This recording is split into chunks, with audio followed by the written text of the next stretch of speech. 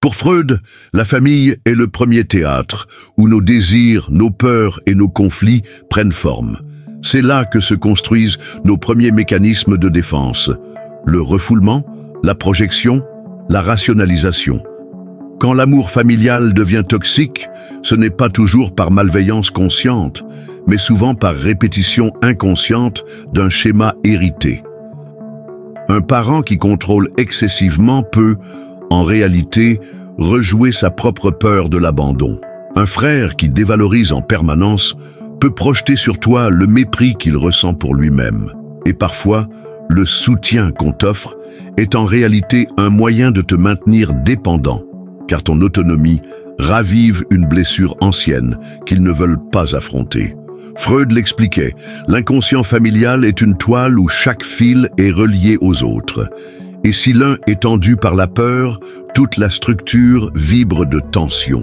On nous apprend que l'amour familial est inconditionnel, qu'il est le port sûr dans la tempête, la racine qui nous nourrit, le fil invisible qui nous rattache à une histoire. Mais parfois, cet amour se transforme. Il devient un lien qui ne protège plus, mais qui enferme. Un lien qui ne réchauffe plus, mais qui brûle. Et ce n'est pas toujours spectaculaire, ce n'est pas toujours violent. Souvent, c'est subtil, presque imperceptible. Une remarque qui blesse, mais dite avec un sourire. Un conseil qui sonne comme une obligation. Une inquiétude qui se transforme en surveillance. Et, sans que tu t'en rendes compte, tu changes. Tu adaptes tes mots. Tu retiens tes vérités. Tu deviens plus petit pour ne pas déranger. Tu te dis « Il m'aime, donc je dois supporter ça ». Mais au fond, une autre voix murmure « Est-ce que l'amour devrait me faire sentir coupable d'être moi-même » C'est ici que Freud entre en scène. Freud, le père de la psychanalyse, celui qui a plongé dans les profondeurs de l'inconscient humain pour comprendre pourquoi nous agissons souvent contre notre propre bien-être, il disait « Nous ne sommes jamais aussi vulnérables que lorsque nous aimons ». Et il avait raison, car dans l'amour, nous baissons nos défenses. Nous ouvrons nos portes intérieures. Et si l'autre porte en lui ses propres blessures, ses propres peurs non résolues, elles peuvent se glisser dans notre vie comme de l'eau qui s'infiltre par une fissure invisible. L'amour familial devient toxique lorsque ce qui devrait être un échange d'affection et de soutien se transforme en un terrain où s'exerce le contrôle, la culpabilité ou la répétition de vieux schémas inconscients. Parfois, c'est une mère qui aime à travers la peur, un père qui protège en étouffant, un frère qui exprime son affection en critiquant. Et toi, au milieu de tout ça, tu essaies de ne pas rompre le fil, tu essaies de maintenir l'équilibre, de ne blesser personne. Mais à force de ménager les autres, tu finis par t'effacer. Ce soir, je veux t'emmener dans un voyage au cœur de cette vérité inconfortable. Te montrer ce que Freud aurait dit si tu étais venu t'asseoir dans son cabinet un soir d'hiver et que tu lui avais confié ce que tu ressens. Il aurait écouté tes mots, mais aussi tes silences. Il aurait entendu derrière ton récit la voix étouffée de l'enfant que tu as été, celui qui a appris à mériter l'amour plutôt qu'à le recevoir librement. Et il t'aurait expliqué que ce que tu vis n'est pas une fatalité, mais la répétition d'une histoire qui ne t'appartient pas entièrement. Nous allons ensemble plonger dans cette histoire. Tu verras d'où vient ce poison lent qui peut s'installer dans les liens familiaux, comment il se transmet sans que personne ne le veuille vraiment, et surtout, comment tu peux, sans rompre les liens, retrouver l'espace pour respirer à nouveau, car l'amour ne devrait pas être une dette. L'amour ne devrait pas t'enchaîner. L'amour, le vrai, te laisse grandir. Et tout ce qui t'empêche de le faire n'est pas de l'amour, même s'il s'en déguise. Pour comprendre pourquoi l'amour familial peut devenir toxique, il faut plonger là où tout commence, dans l'inconscient, ce territoire silencieux qui gouverne une grande partie de nos gestes, de nos mots et même de nos choix. Freud l'a montré. Ce qui nous blesse le plus souvent dans nos relations actuelles n'est pas né hier. C'est une réminiscence, un écho lointain des premières expériences affectives de notre vie. Et ces premières expériences se jouent presque toujours dans le cadre familial. La famille est le premier théâtre de nos émotions. C'est là que nous découvrons ce que veut dire être aimé, être rejeté, être approuvé ou jugé. C'est là aussi que nous apprenons, parfois malgré nous, que l'amour peut être conditionnel, que pour être accepté, il faut sourire même quand on souffre, que pour être un bon fils ou une bonne fille, il faut taire ses besoins si ceux des autres sont plus urgents ou plus bruyants. Freud parlait de répétition compulsive. Ce mécanisme inconscient nous pousse à revivre encore et encore un schéma ancien, même s'il nous fait souffrir, simplement parce qu'il est familier. Ainsi, si un enfant a grandi dans un climat où l'amour s'accompagnait de contrôle ou de critique, il pourra, adulte, accepter, voire rechercher des relations où l'amour se mêle à la domination ou à la culpabilité. Non pas par masochisme, mais parce que, pour lui, aimer et souffrir sont deux fils entremêlés depuis toujours. Dans la dynamique familiale toxique, chacun joue un rôle. Parfois, un parent, blessé par son propre passé, reproduit sans le vouloir ce qu'il a subi. Parfois, un frère ou une sœur devient le porte-parole d'une tension collective qu'il ne comprend pas lui-même. Le problème, c'est que l'amour sert alors de prétexte. On critique par amour, on surveille par amour, on empêche par amour. Et toi, pris dans ce filet invisible, tu ne sais plus distinguer le lien qui nourrit de celui qui retient prisonnier. Freud aurait insisté sur la puissance du refoulement dans ces situations. Car lorsque la souffrance vient de ceux qu'on aime le plus, il est trop douloureux de la reconnaître pleinement. Alors, on minimise. On se dit, ce n'est rien, ils ne veulent pas mal faire, je dois être trop sensible. Mais ce déni, même protecteur au départ, finit par te couper de ta propre vérité émotionnelle. Tu sens que quelque chose ne va pas, mais tu ne t'autorises pas à le nommer. Et c'est là que le cercle vicieux s'installe. Tant que tu ne vois pas clairement la racine du problème, tu continues à danser dans cette chorégraphie invisible que l'on t'a apprise, enfant. Tu souris quand tu voudrais dire non. Tu te sens coupable lorsque tu poses une limite. Tu crois trahir ta famille en protégeant ton espace vital. Pourtant, poser une limite n'est pas une trahison, c'est un acte de survie psychique. Freud savait que la loyauté familiale est l'un des liens les plus puissants qui soit. Mais il savait aussi qu'elle peut devenir un piège si elle t'empêche de devenir pleinement toi-même. Car l'amour qui exige ta soumission n'est pas un amour libre. C'est un amour prisonnier de blessures anciennes. Alors, je te pose cette question. Combien de fois as-tu ressenti ce tiraillement intérieur, cette impression d'être partagé entre rester fidèle à ceux qui t'ont élevé et rester fidèle à celui ou celle que tu es vraiment? Ce dilemme, tu ne l'as pas inventé. Il est inscrit dans ton histoire. Mais il n'est pas ton destin. Paul avait 53 ans. Marié, père de 2 enfants, il vivait à 2 heures de route de la maison où il avait grandi. Dans sa vie professionnelle, il était respecté, compétent, écouté. Mais chaque fois qu'il revenait chez ses parents pour un déjeuner de famille, quelque chose en lui rétrécissait. Il se sentait à nouveau comme un adolescent maladroit, incapable de trouver les bons mots, craignant la moindre remarque. Depuis toujours, sa mère aimait dire « Nous, dans cette famille, on se dit tout ». En apparence, c'était une valeur noble, pas de secret, pas de non-dit. Mais Paul avait compris au fil des années que tout dire signifiait surtout tout savoir sur lui, tout contrôler, tout commenter, ses choix de vêtements, ses repas, ses décisions professionnelles, ses relations amicales. Rien n'échappait au regard vigilant de ses parents, surtout de sa mère. Un dimanche, alors qu'ils étaient à table, elle lui demanda devant tout le monde « Alors, toujours en désaccord avec ta femme sur l'éducation des enfants ?» La pièce sembla se figer. Paul sentit la chaleur lui monter au visage. Ce conflit intime qu'il avait confié en privé devenait un sujet public. Il esquissa un sourire forcé et tenta de détourner la conversation, mais il n'y parvint pas. Sa mère poursuivit, persuadée de l'aider. « en exposant les erreurs qu'elle voyait dans sa manière d'éduquer ses enfants. Sur le chemin du retour, Paul conduisait en silence. Sa femme ne disait rien, mais il percevait dans ses yeux une tristesse qu'il connaissait bien. Ce n'était pas la première fois, et il savait que dans quelques semaines, une autre remarque viendrait, déguisée en conseil, en inquiétude ou en humour. Ce soir-là, après avoir couché ses enfants, Paul s'assit seul dans le salon. Il se demanda « Pourquoi est-ce que je laisse faire?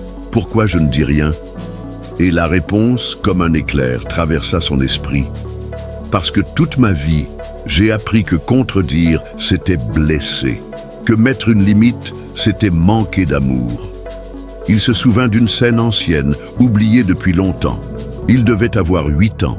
Il avait dit à sa mère qu'il voulait manger seul dans sa chambre pour finir un dessin.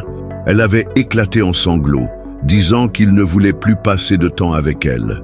Ce jour-là, l'enfant qu'il était avait compris une chose. Pour être aimé, il devait toujours être disponible. En repensant à cette image, Paul sentit un nœud se former dans sa gorge. Et pour la première fois, il ne chercha pas à le chasser. Il resta là, immobile, avec cette vérité douloureuse. Son amour pour sa famille était réel. Mais il avait toujours un prix. Et il se demanda, les yeux fixés sur le vide, « Est-ce que c'est vraiment ça, aimer? Ou est-ce que c'est une prison que je n'ai jamais osé quitter ?» L'histoire de Paul illustre parfaitement un mécanisme central dans la psychanalyse freudienne. La confusion entre amour et dépendance affective. Ce qui semblait être un lien chaleureux et fusionnel avec sa mère n'était en réalité qu'un système où l'amour était conditionné à une disponibilité totale. Derrière chaque geste tendre, chaque intérêt exprimé pour sa vie, il y avait une attente silencieuse, celle qu'il ne s'éloigne jamais vraiment. Freud aurait analysé cette dynamique comme le résultat d'un attachement précoce teinté d'angoisse. L'enfant, dès ses premières années, capte les signaux émotionnels de ses parents. Si l'amour reçu est associé à la peur de perdre ce lien, il apprend que sa valeur dépend de sa capacité à répondre aux besoins émotionnels de l'autre. Dans le cas de Paul, cela signifiait être constamment accessible, réceptif, ouvert, même lorsque ses propres besoins réclamaient solitude ou autonomie. Ce type de relation est souvent nourri par ce que Freud appelait le refoulement. L'enfant refoule ses élans d'indépendance pour éviter le rejet ou la culpabilité. Il développe alors une persona familiale, une version de lui-même qui convient aux attentes de ses proches. Mais cette persona est coûteuse à maintenir, car elle implique de mettre de côté des parts entières de soi. Dans les familles où on se dit tout, comme chez Paul, la transparence est souvent un masque. Ce qui est présenté comme de la sincérité est en vérité un contrôle émotionnel. La frontière entre intimité et intrusion disparaît. L'autre entre dans ton jardin intérieur sans frapper, persuadé que c'est pour ton bien. Mais cette intrusion, répétée au fil des années, laisse une empreinte psychique profonde. Elle empêche la construction d'un espace personnel inviolable, indispensable à la santé mentale. Freud aurait également souligné la dimension de transfert dans cette histoire. La mère de Paul, en cherchant à tout savoir et tout contrôler, ne s'adressait pas seulement à son fils adulte. Elle s'adressait inconsciemment à l'enfant qu'elle craignait de voir s'éloigner, ou peut-être même à l'enfant qu'elle avait été, celui qui avait souffert de solitude ou de manque d'attention. Dans cette perspective, son comportement n'était pas motivé par une intention consciente de nuire, mais par une tentative maladroite de guérir ses propres blessures à travers lui. Ce mécanisme est renforcé par la culpabilisation affective. Lorsque Paul, enfant, avait demandé à manger seul, sa mère avait réagi par des larmes et des reproches implicites. Ce type de réaction crée ce que les psychologues appellent une dette émotionnelle.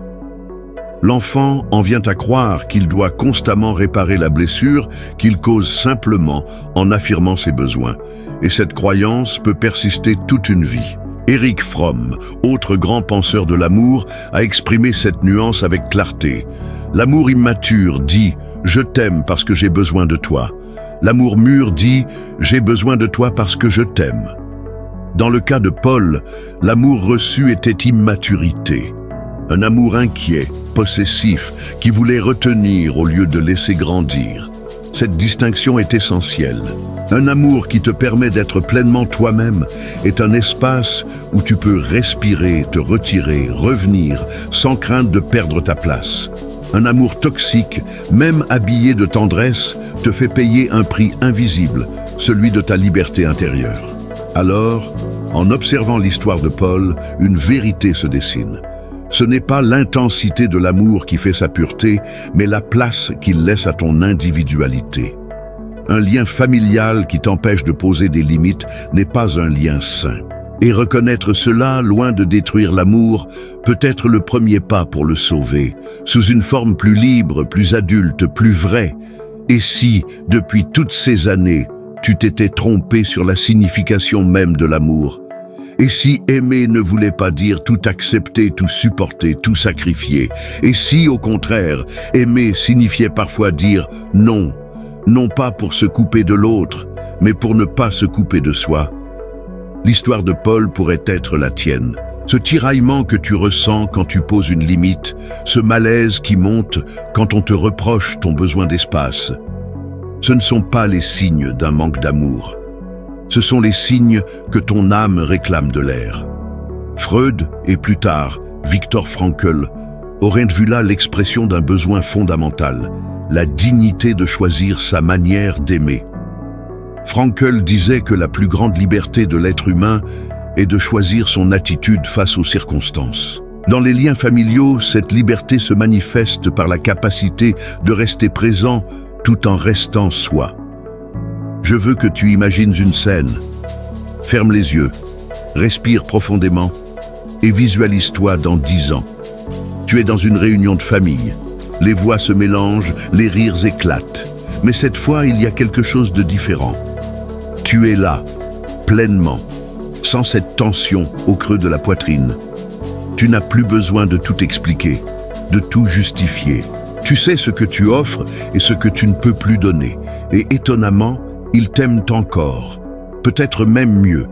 Parce que l'amour, le vrai, ne diminue pas quand tu t'affirmes. Cette vision n'est pas un rêve lointain. Elle commence par un simple geste intérieur, reconnaître que ta vie t'appartient.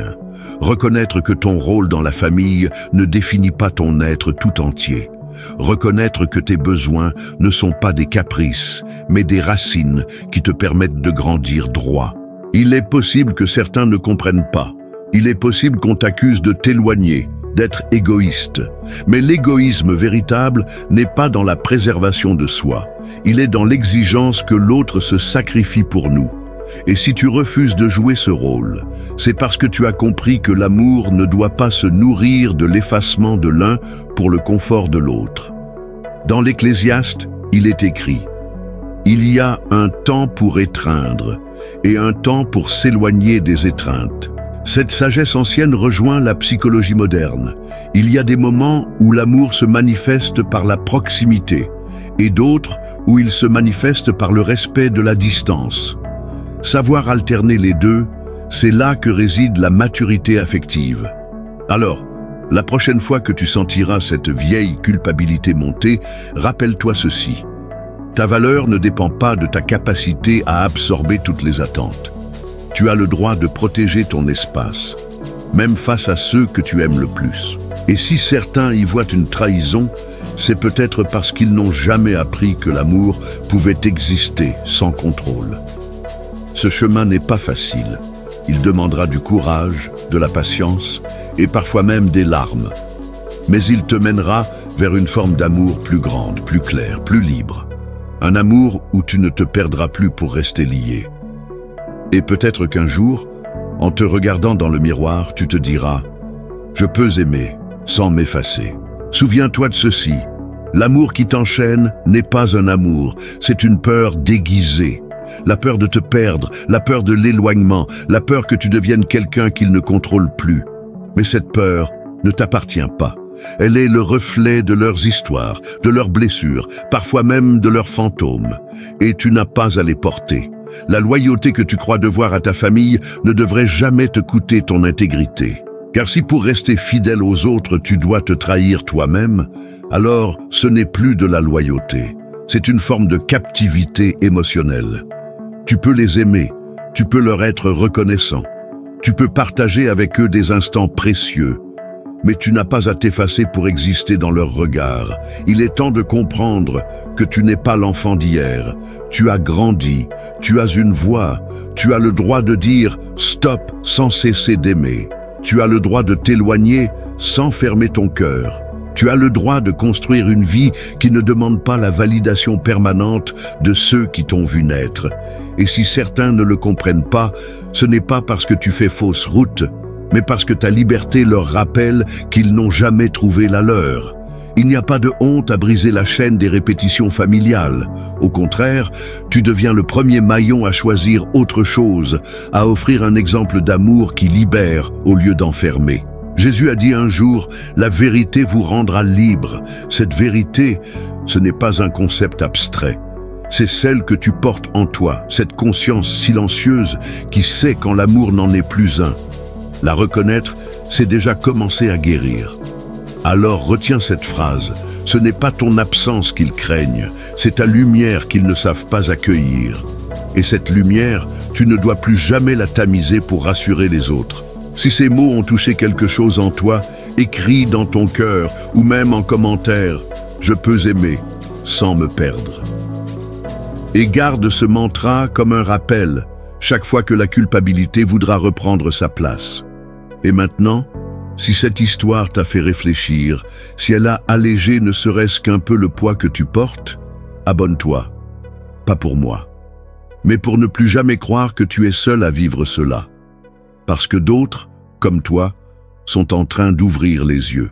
Et ensemble, nous pouvons réapprendre ce qu'aimer veut vraiment dire.